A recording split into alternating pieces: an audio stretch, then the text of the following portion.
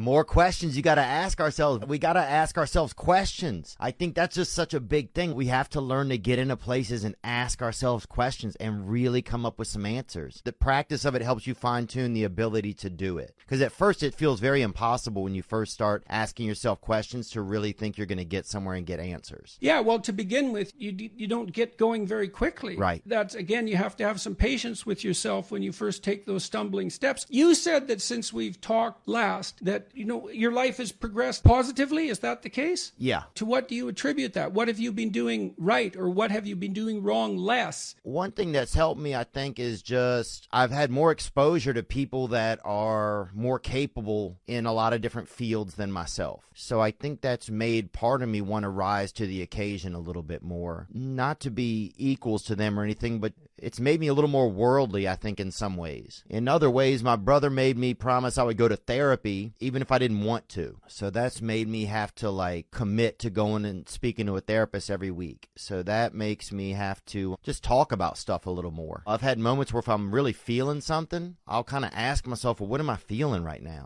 Am I feeling sad? Am I feeling disappointed? Am I feeling dejected? Am I feeling tired? It's almost like using a metal detector over my feelings when I ask questions. And then sometimes one of the words will kind of spark up and you're like, okay, I'm feeling dejected. And then who's making you feel dejected? What's making you feel dejected? It's almost like I'm like Sherlock Holmes, but I'm the crime scene. Yeah, that's perfect. That's perfect. Well, that is exactly that process by which knowledge emerges. It's like you have an emotion, but you don't even necessarily know what it is. Yeah, it's just a clue. It's like bubbles that come up in a river or bubbles that come up in a lake. Right. And sometimes there's a monster down there, dude, and that gets scary. When you start to really get some of the answers, you're like, oh my God. Sometimes break down crying because it'll be such a real unearthing of something that I didn't know was going on inside of me.